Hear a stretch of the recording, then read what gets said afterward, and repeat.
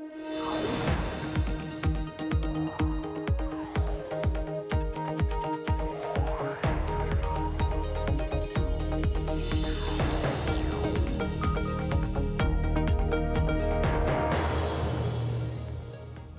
Emily Chang in San Francisco, and this is Bloomberg Technology. Coming up in the next hour, counting now underway in the historic vote of ballots cast by Amazon warehouse employees in Alabama, deciding whether to unionize. We will have the latest.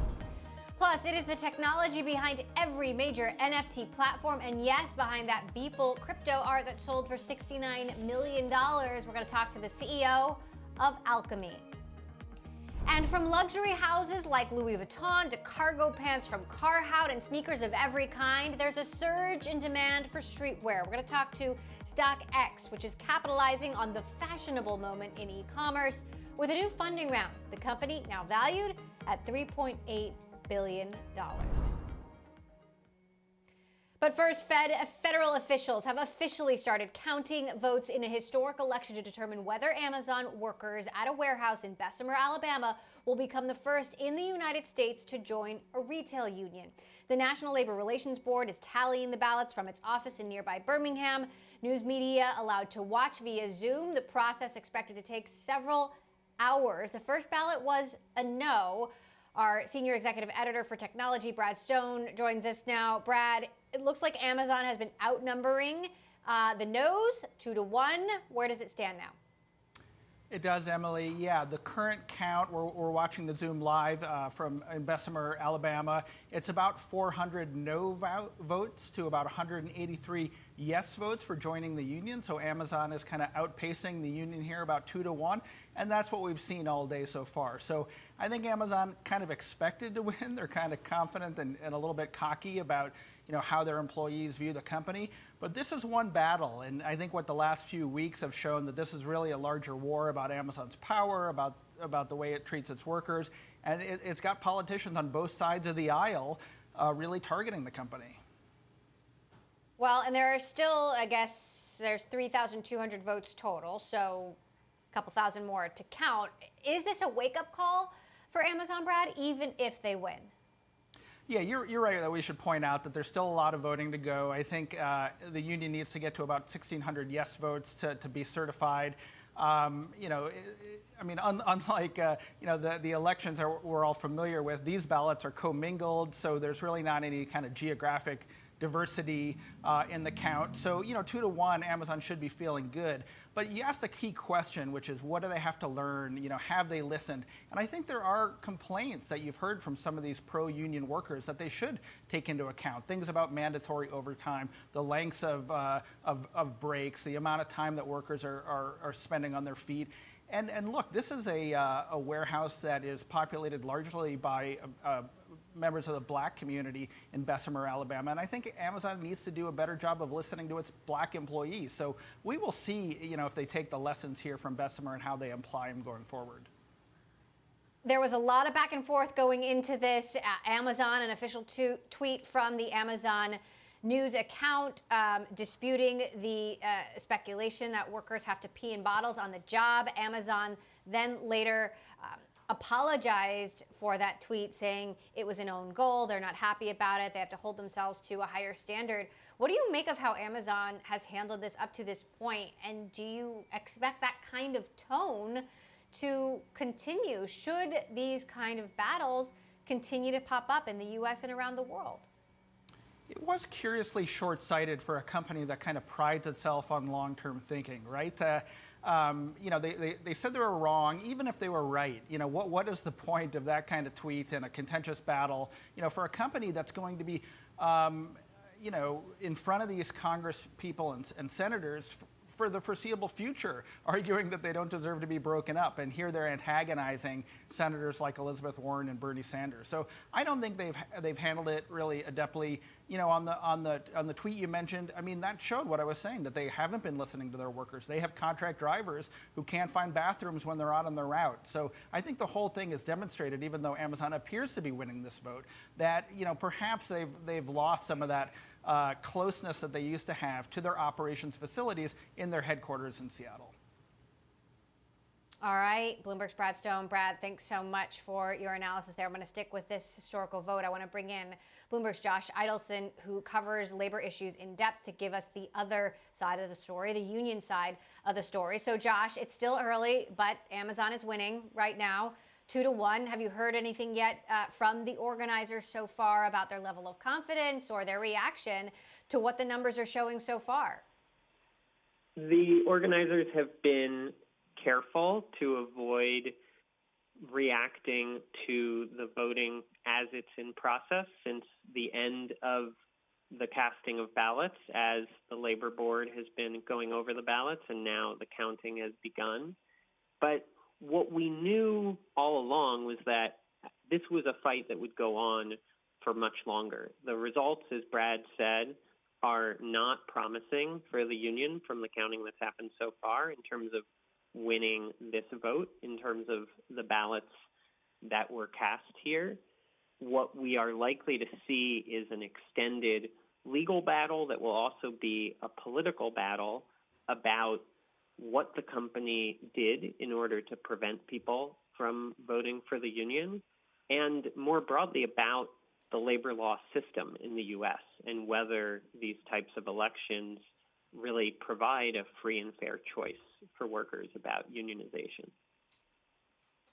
And of course, it is still early. I just want to underscore a couple thousand ballots left to be counted. Tell us more about what Amazon did in the days and weeks leading up to it that, folks, some of the organizers of this effort are speculating may have prevented people from showing up. Workers have described being required to attend mandatory anti-union meetings where they get barraged with predictions about the bad things that could happen if they unionize. Workers have described one-on-one conversations with management that were used to try to sway them. Workers have raised the risk that Amazon could leave Bessemer and shut down the warehouse as something that influenced their vote. The union also obtained, through Freedom of Information Act request, correspondence in which Postal Service officials are describing how the company was agitating for them to place a mailbox on the property, something that the union argues is coercive and removes that sense that this is a safe, unpressured vote that workers make without the company's involvement. And for many years, there has been disagreement among union organizers about whether it's even worth going through this election process as it exists under U.S. law because of the opportunities that companies have to pressure workers, and because even if the union wins the election, the law does not force a timeline for the company to sign a contract with them. And so a year after a vote, there could not be a contract. All right. Well, Josh, I know you're going to continue to watch the results as they roll in. Bloomberg's Josh Idelson, thanks so much for your reporting there. I want to get to the market reaction about Amazon and much more from our Ed Ludlow. Ed, did we see much of a move on Amazon shares ending higher on the day? But of course, that's before we knew which way this vote was leaning. Yeah, and after hours, we're really treading water. Brad and Josh set the scene for what it means for the union, for what it means for Amazon. If you're an investor, how do you play this? The stock higher by 0.6% on Thursday, treading water, as I said, in after hours. The focus of the pandemic has been on Amazon's growth, but also the conditions at its warehouse and fulfillment centers. Come with me into my Bloomberg and look at this chart, though, which gives you some kind of look at the psychology that investors might have. If you look at the current share price, which is the white line, we're around $3,000 a share, $3,500 a share. The blue line is the 12-month price target for Amazon, which is above $4,000. In other words, that's where Wall Street sees, the consensus is Wall Street seeing the stock above $4,000 at some point over the next 12 months. A lot of that narrative is around the growth of AWS and cloud services. It's around the growth of e-commerce. So the question investors have to put to themselves is, how much of a risk is this union vote? How much of a risk does it present to top and bottom line growth? And right now, investors seem very sanguine.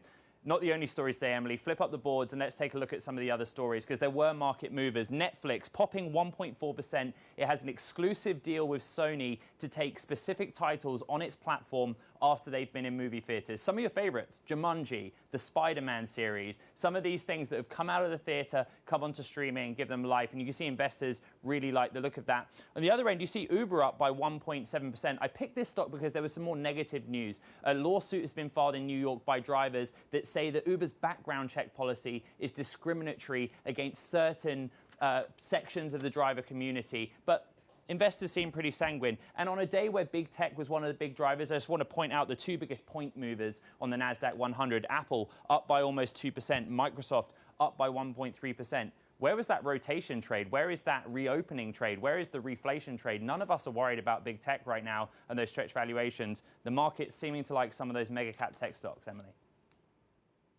All right, Ludlow. Thanks so much for that roundup.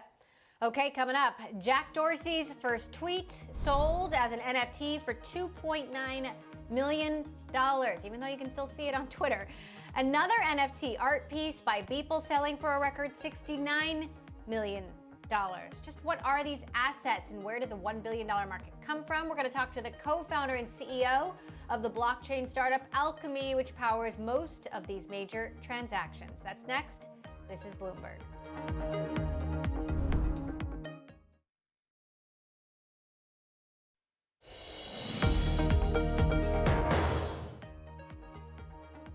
Riding the cryptocurrency wave, Coinbase, the largest crypto exchange in the United States, is going public next week. The company was last valued at about $90 billion and will be the first direct listing on the NASDAQ. But its work doesn't stop at crypto. Coinbase is one of the backers of Alchemy, a blockchain developer platform that has powered over $25 billion in transactions of NFTs, or unique tokens, digital assets that have generated a market of $1 billion so far. Galaxy Digital CEO Mike Novogratz, who's a longtime crypto supporter, has said, albeit new, NFTs are here to stay. NFTs are going to be with us for the rest of our lives, right? Art on the blockchain, collectibles on the blockchain, IP on the blockchain, it's all happening. This is fundamentally going to change how we secure intellectual property from now going forward. Joining us now for more, Alchemy CEO and co-founder Nikhil Vishwanathan. The company says it has grown 54 times in size just since last August. Nikhil, thank you so much for joining us. So you're known as this one-stop shop for NFTs. Can you explain in very simple terms what an NFT actually is and what it is not? Absolutely. Thanks for having me on, Emily. So NFTs is just one of the things that Alchemy powers. An NFT is basically this idea of owning something in the digital world. For example, in the real world, if you buy the Mona Lisa and you have the original one, your friend can make a copy of it, but there's an art expert who will come and certify that you have the original one and it's worth a lot more. In the digital world, if you have an image and your friend makes a copy of it, no one knows who has the original one. But now that's possible. Thanks to blockchain technology, what you can do now is you can say, hey, I'm the original owner of this. And as a result, it accrues value of being the specific one that is the most valuable. So we know that Jack Dorsey sold his first tweet for $2.9 million, even though you can still see that tweet on Twitter. Of course, there was the CryptoPunks artwork by Beeple, sold for $69 million. That said, the NFT market has gotten a little quiet over the last few weeks. What do you attribute that to, and what do you think the trajectory actually is? Absolutely. So one of the things to understand is that NFT is not just a single product or a single company. NFT is a whole new industry that's being built up. And it has this idea of three pieces. You have this collection mechanism that humans innately care about collecting things. They care about scarcity, and then they care about showing off those things, which you can do way more effectively in the digital world than you can if you just have an art piece hanging in your apartment. So the NFTs, whether it's having a lull right now in the next month or so, that's kind of inconsequential, because what we're going to see over the next several years, we're going to have media, entertainment, athletes, musicians, games. All of these people are going to incorporate NFTs into their work, and this will be a cornerstone of blockchain technology and the first consumerized mass adoption of blockchain technology. So that said, there are doubters out there. Randy Carver, Carver Financial Services president, recently said, "You're delusional if you think these things will have long-term value. You'll be able to file NFTs with Dutch tulips as items that skyrocketed in popularity and value before crashing." What do you say to the people who just don't get it? You know, honestly, that's really exciting because it means that there's so much more potential. If everyone saw it, the market would be already mature, but because it's an early market, there's so much excitement. One of my favorite videos of all time is Bill Gates trying to explain to this reporter in 1982 why computers would be a thing and how this video technology and multimedia technology could actually provide a better learning experience than a book.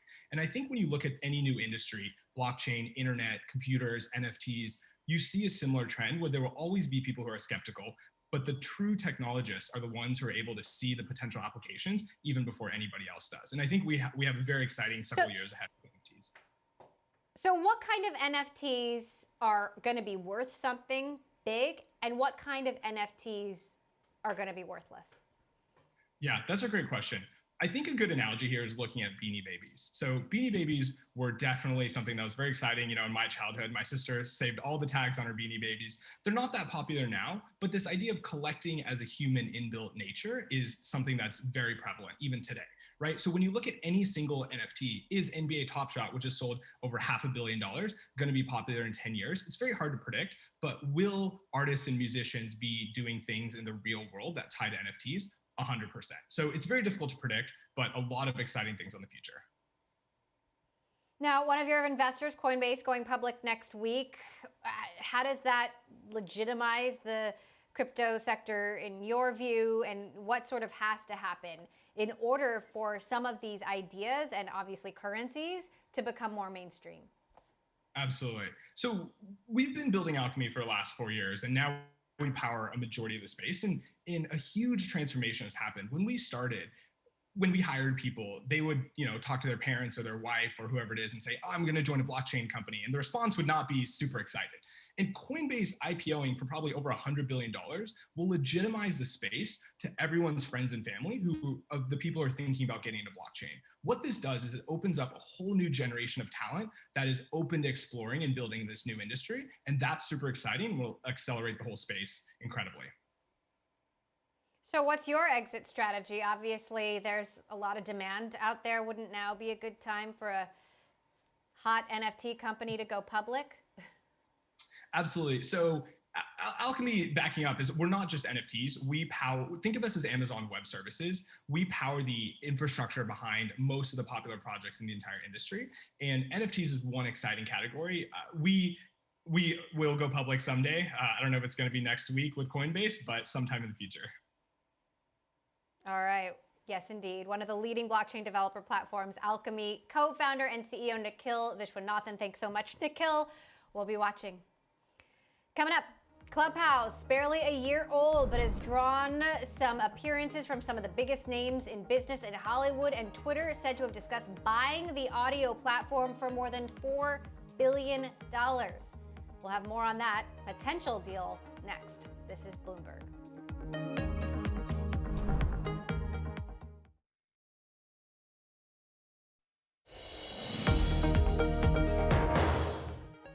If you think about voice, it's relatively new in the world of social networking, at least in the US, but it is the oldest medium. We've been gathering with other people and talking for as long as civilization has existed. It's something that's really human. And so our goal is to create a new type of network that's more about those authentic human connections than about gaining likes or follows.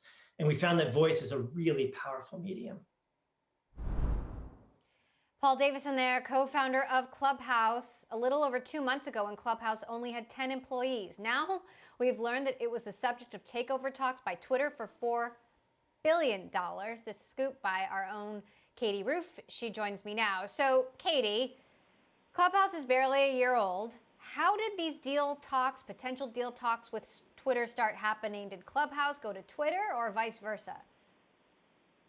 Sure. So we know there were conversations. We don't know exactly who approached who and how they fell apart, but we know that in recent months, in 2021, there were conversations between Twitter and Clubhouse that were around $4 billion. And we also know that because that didn't pan out, some people on the side of Clubhouse feel that they can use that as a data point to potentially raise money around that same valuation, but that round hasn't come together yet. So $4 billion, is Clubhouse really worth that much? Depends on who you ask. And my gosh, I have a lot of people on Twitter weighing in on what they think about Clubhouse. Some people love it, some people hate it. I mean, some people will point to, the fact that, back in the day, Snapchat turned down money allegedly from Facebook. And at the time, people thought it was dumb. And then Snapchat grew to be much bigger. Or, Instagram sold to Facebook for $1 billion. And a lot of people say that was way too low when you look at it now. But at the time, it seems really high. But then other people will look at some social media apps of the past that have fizzled that after being high. So, like Foursquare and Path. But so it's hard to say which way Clubhouse will go. I mean, certainly, they launched in the pandemic, right at the start of the pandemic, at first just to kind of a Silicon Valley inner circle and some celebrities. And then it's invite only. So they've been expanding since then. I think most of their growth has come in the last few months. But, a month ago, it seemed like they were the hottest thing. And lately their growth has apparently slowed, at least judging by the app charts. They're not as high on the app charts as they used to be, but they haven't even launched Android yet. So it's hard to say what will happen next. Right. Android could be another big Kickstarter there. Of course, I've spent some time on Clubhouse and Twitter Spaces, which is a competitor to Clubhouse. And I guess the question remains, does Clubhouse have staying power? Does it have a true differentiator? And I wonder if in the end Twitter decided it did not, or that the price wasn't right. Sure. And so we do know that Twitter launched Twitter Spaces, which is sort of a Clubhouse competitor recently. So, it looks like right now they're planning to do their own thing. Facebook also recently, or they're testing out something in this realm. And so some of these tech companies may just find that it's easier to try it out in-house and see if they can build something. But, we see with social media that a lot of it is network driven. And, just because Facebook or Twitter launches something, it doesn't mean it will necessarily pan out. Many of the social media companies over the years have tried to clone various aspects of other businesses, and sometimes it works and sometimes it doesn't. But right now, Clubhouse is growing competition. Indeed. We'll be watching. Certainly incredible what they have built in just a short year. Bloomberg's Katie Roof, thanks so much. All right, coming up, some of the biggest companies in tech to keep an eye out for this upcoming earnings season and the risk also that they face. We're going to speak with Evercore ISI Head of Internet Research, Mark Mahaney. Next, this is Bloomberg.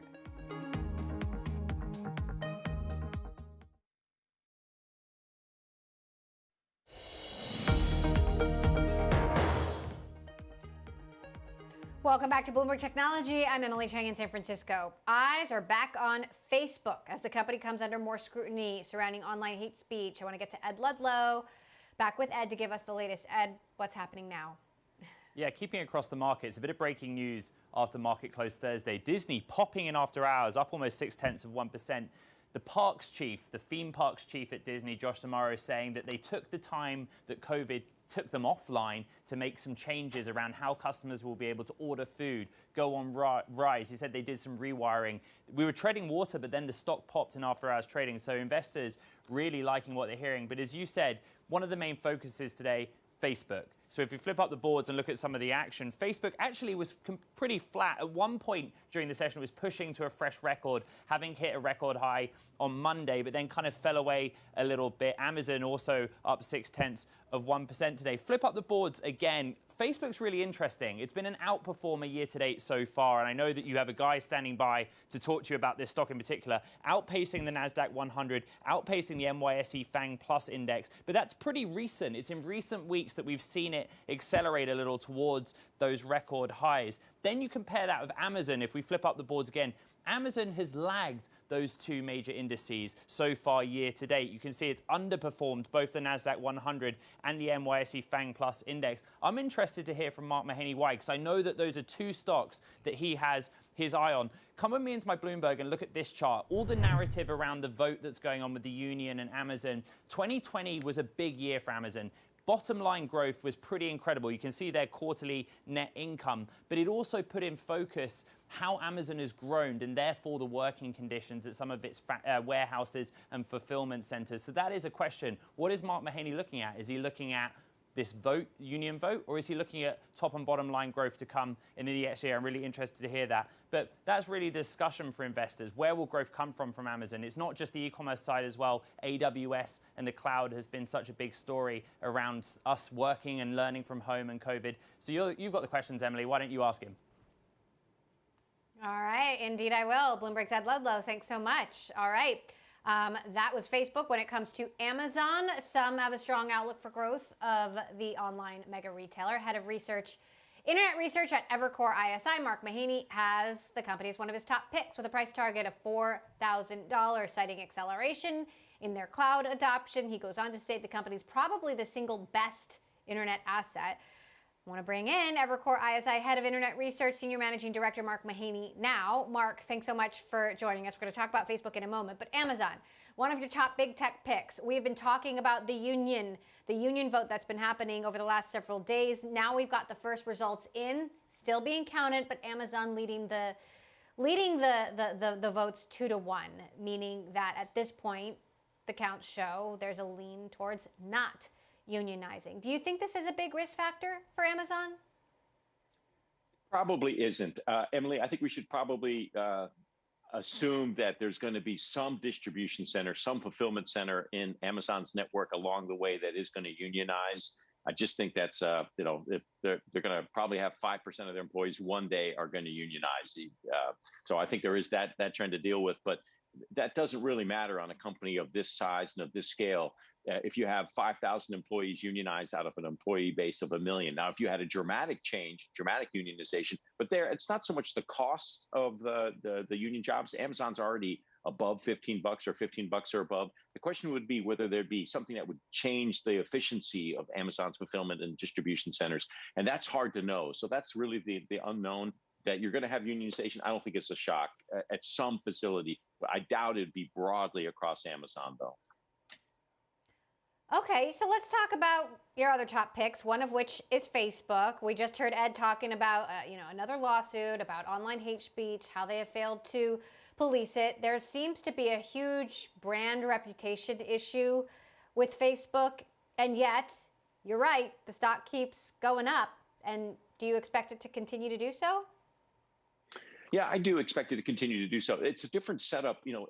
Amazon's actually traded sideways and Facebook's moved up because Amazon's got the tough comp. Like they were the clear COVID, hate to say COVID winner. It sounds so crass, but they were a COVID winner. They had a real acceleration in growth and the market's curious, uncertain about whether they can still maintain that as they go through as the comps get tougher and they go through the back half of the year. Facebook first got hit as the other ad names did in the first half of last year. And so you're going to be expecting Facebook's growth to accelerate. And that's why the stock catches a bit earlier. We think it's a very inexpensive asset versus its growth rate. And then there's some things like this trend. One of the biggest trends from last year, I think, is the rise of social commerce. Social media became social commerce, which means that the ad inventory on Facebook becomes more valuable over time. Ad rates will go up. That'll lead to an acceleration in Facebook's revenue growth. We still think the stock goes higher from here. Meantime, Facebook facing even more competition from TikTok. Now there's also Clubhouse and these huge Discord as well, audio platforms, Facebook trying to make their own version of that. But how much of a threat are these new upstarts? Or do you see Facebook, and obviously they own Instagram and WhatsApp as well, as just kind of a category of its own that's untouchable? Probably a category of its own. It's not untouchable, but somebody needs to come out with a materially better user experience.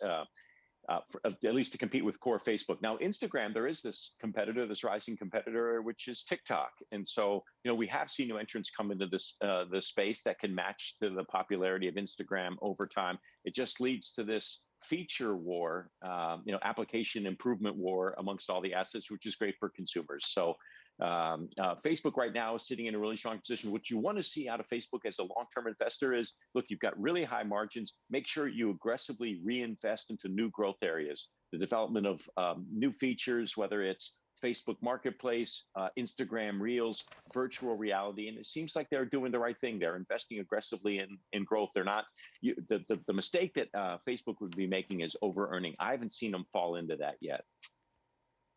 What's your take on the Twitter Clubhouse deal talks? Twitter potentially looking into buying Clubhouse for $4 billion. The talk's falling apart. We don't know why, who walked away. But what's your take on that?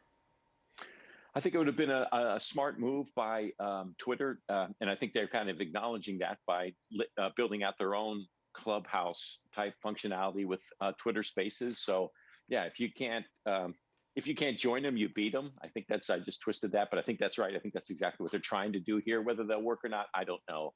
And that valuation that we're talking about, I don't know whether that's warranted or not. You'd have to really take a look at the financials of Clubhouse and then look at how well other assets have been able to monetize their user base. If that would imply a relatively robust user base for Clubhouse that it hasn't achieved yet, I don't believe. But could it over time? Sure, it could. So anyway, Twitter is improving its product development process, but it specifically needs to do it on the advertising side. That's what stopped the stock over the last couple of years from really breaking out. It's the fact that they have missed shipping deadlines with new products for advertisers. The users, they've gotten much better on that side. It's the product development lag on the advertiser side that's bothering investors when it comes to Twitter. Interesting. All right. And then one of your other top picks is Uber. Obviously, we're in the midst of reopening, but we're all wondering if the Uber of before is going to return. There have been some driver supply issues reported across the country. Drivers still want to get in a car with a stranger. What makes you so bullish? I think drivers will want to get back into a car with a stranger at some point, and we may have to get herd immunity. It's when we're all commuting again, and I think that's probably the fourth quarter of this year. So this is going to be a delayed recovery, but it will happen. We will commute again, and when people do, and when they start to travel again, Uber's rideshare business will pick back up. In the meantime, it did have this big win out of the COVID crisis in its food order delivery business. So that'll continue to grow. So we think what you'll see with Uber over the next 9 months is a recovery in ride sharing, continued robust growth in the food order delivery business, EBITDA break even, or a move towards profitability for the business as a whole. And those three things can cause the stock to still continue to go up. It had a very nice year last year, but we think there's still maybe half of the journey still to come in terms of the stock going up. All right. Mark Mahaney, always good to have you here with us. Thanks so much for stopping by. Evercore ISI Head of Internet Research, Mark Mahaney. All right, coming up, not even halfway through the year, and we are seeing a boom in tech M&A. We're taking a look at the SPAC space with Deutsche Bank Head of Tech Investment Banking, Ajay Shah. Next, this is Bloomberg.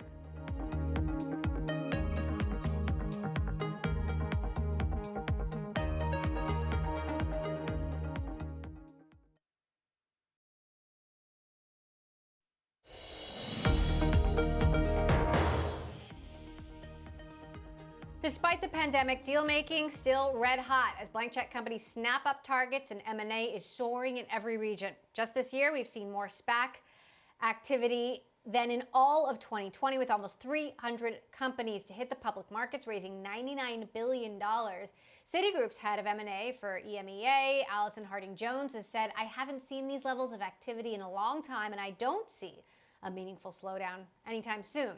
Stocks are highly valued, financing markets are supportive, and there's money coming in from a number of places." With us now to take a look at SPACs and why they're so hot, Deutsche Bank Head of Tech Investment Banking, Ajay Shah. Ajay, thank you so much for joining us. So do you think the SPAC market is oversaturated? Are we in a SPAC bubble of sorts?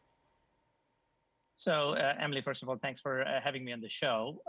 The SPAC market has been a really revolution for all of capital markets. This product was obviously a very nascent product, several years ago. But actually, Deutsche Bank actually has been in this market for over last 15 years or so. We've got a dedicated team of about 20 professionals focusing just on the SPAC market. And while there has been a significant amount of activity in SPACs, we think this market is here for the long term. It is actually becoming an asset class, if you will. The classic, your long only funds as well as hedge funds are all kind of investing in this market, and it is really, as I said, a true asset class. So while we have seen a significant amount of activity, as you said, over $100 billion of SPAC activity, SPAC capital just being raised just in Q1, which actually is, if you look at last 5 years, we haven't raised this much capital in the last 5 years combined. So what we are seeing right now is clearly a flight to quality, right? There have been a lot of companies that have gone public through the SPAC, through SPACs, but the SPACs have returned, great if you will, the returns for the investors have been really solid last year. But because of this rotation and this flight to quality and the valuations being significantly stretched, there is an increasing amount of capital flowing into this, and much like any other market, we are seeing some normalization in valuation, normalization in multiples, as a result of which we are seeing some pullback in the SPAC market. So, is it an overinflation? For the moment, it sounds like it, but much like any other markets, we are going to see a normalization in this market as well. Investors are certainly going to see some good returns if they continue to invest in SPACs. But what percentage of the tech companies that are going public via SPAC are actually good companies, good deals, companies that should be going public at this time? Yeah, so I would actually step back and think about the sponsors of the SPACs, right? Right now, I would hazard to guess that about 70 to 75% of the sponsors who are sponsoring the SPACs are really not that high quality sponsors, which again, too many SPACs chasing too many companies. The quality of the companies, the quality bar has kept on going lower and lower, which has resulted in many of these SPACs trading at $10.50 or even below $10. As a result of which, now we are seeing some pullback in the market. I actually do believe that many of the companies that have accessed the market so far, we've taken Luminar, DraftKings, Rocket Labs, Rover, Nerdy, Matterport, and several others that we're working on, Indie, Blade, and others are all really good companies. But there is also, along with that, I would say, probably a 6-to-1 ratio of bad companies to good. And so, investors obviously need to be very careful, and SPAC sponsors also need to be very careful as they think about the quality of these companies. There was a time when, many of these companies obviously didn't have real revenue. They did have a good business plan, and there was an opportunity for the companies to really accelerate their growth if they had the right capital, which is why, they went the SPAC route. But now they are public companies, and they need to perform like public companies. And so, they all need to kind of, sort of work into their valuation. So we heard that quote earlier from Citigroup, and I'm curious what you think the market for tech M&A and IPOs looks like through the rest of the year, and if you think the pace of deals will keep up, and what Deutsche Bank's role in that market is going to be. Yeah, absolutely. So the tech IPO market is much like the SPAC market has been on fire, right? In Q1, we saw a total of $137 billion raise in both SPAC and non-SPAC IPOs, $42 billion of which was in non-SPAC, and 50% of that was tech IPOs. So, tech IPOs have raised about 21 billion or so of capital, and there's a long list of, really solid pipeline for tech IPOs to go public. Companies like, obviously, we've all heard about Coinbase and UiPath and AppLovin and so on and so forth. But along with that, given that we are now slowly coming out of this pandemic, there's obviously availability of vaccine, there's economic recovery, the cost of financing continues to remain low, and sources of capital. I mean, SPACs, there's about $150 billion of dry powder among the SPACs. And then, we are continuing to see on the tech side, digital, transformation and evolution of business models. So along with that, we are seeing a very healthy activity on the M&A side as well. We've seen some massive deals happen over the last couple of years. The AMD Xilinx, NVIDIA ARM, Salesforce acquiring Slack, even cross-border deals like S&P Global acquiring the IHS Market. So we are seeing a very, very healthy progress in the M&A market. The multiples have kept going up. The markets are obviously very supportive and conducive to continued sort of capital growth and continued M&A momentum. Okay. All right. Information-packed interview there. Ajay Shah, Deutsche Bank, Head of Tech Investment Banking. Thanks so much for giving us your outlook on the rest of the year. Okay, still ahead. What was once known as a hobby or a side hustle has turned into a $2 billion industry. The sneaker market is exploding, and Stockx, a sneaker and streetwear exchange, is reaping the rewards with a new funding round that now values the company at $3.8 billion. The CEO joins us next. This is Bloomberg.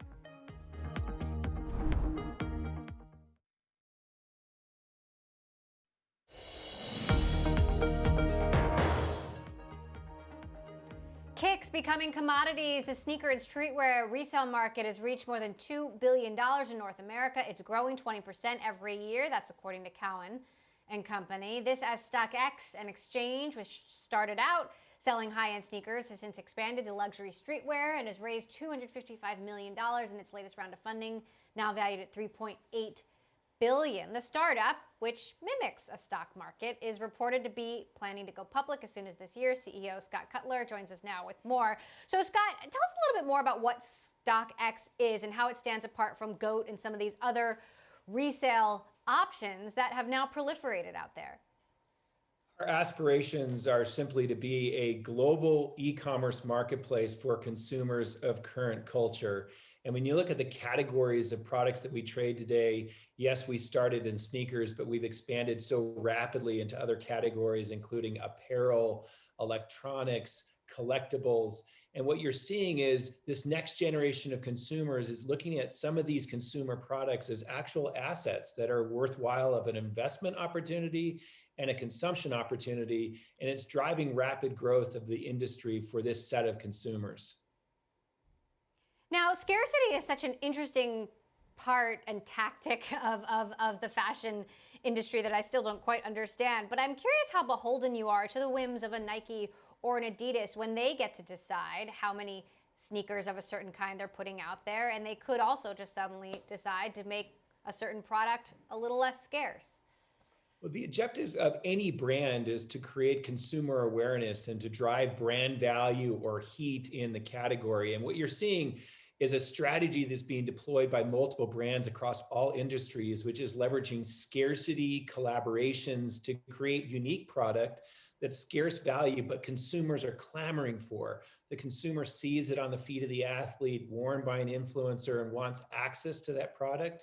It drives traffic to the brand, but yet that consumer typically can't get that product in any of these traditional channels. And so they're going to a platform like Stockx for access transparently to these products, and they want authentic products as well.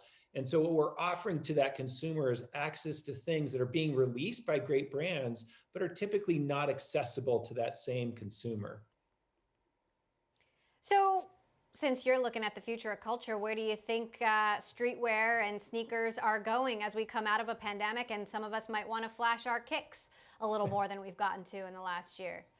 Well, leave it to this next generation to come up with unique ideas and opportunities. We've always thought that this platform was going to expand beyond just the buying and consuming of products to ultimately these assets trading like commodities, much like the oil markets or the future markets. Today, you can invest in sneakers or electronics or apparel as an asset class. And so the idea that you could provide an index or a derivative or a contract or an NFT associated with even a digital product related to a physical good is all the rage today. And it's certainly exciting for this next generation consumer, But again, it speaks to this trend of a different way of consuming and even potentially investing for this generation. Now, Scott, I interviewed you several times in your former role at the New York Stock Exchange. Of course, now there are reports of Stockx considering to go public. What can you tell us about your plans to go public and any plans to accept cryptocurrency as a form of payment? Oh man, I've gotten that question so many times, but you'll remember in all of our conversations before at the New York Stock Exchange, there's often hundreds of companies that were preparing or going public. And for us, no different than them, it's really the execution of our strategy, which is really expanding our platform around the world, expanding into other categories, and being able to execute and operate on that business plan opens up opportunities for a public IPO at some point. But executing on that business plan is an ante to all of those additional opportunities. And so this financing that we're announcing today is simply a step in that direction. We've got a great shareholder list today that includes both public and private investors, some of the leading investors in the world. And as part of our strategy of also building a set of partners for the business for the future. 15 seconds, Scott. Accepting crypto, yes or no? Oh, absolutely. With PayPal, including that as a form of payment, and as our consumers demand that opportunity to transact in other currencies, in other platforms, we of course are looking at that to bring it onto the platform. Okay. All right. Stockx CEO Scott Cutler, thanks so much for stopping by. We'll be watching. That does it for this edition of Bloomberg Technology. I'm Emily Chang in San Francisco. Bloomberg Daybreak Australia is coming up next. I'm Emily Chang. This is Bloomberg.